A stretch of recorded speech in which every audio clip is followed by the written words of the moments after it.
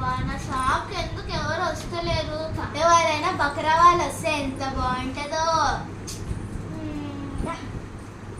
రండి సార్, రండి రండి.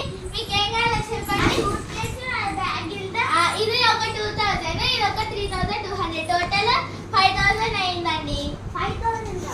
అవునండి, 5000 టోటల్.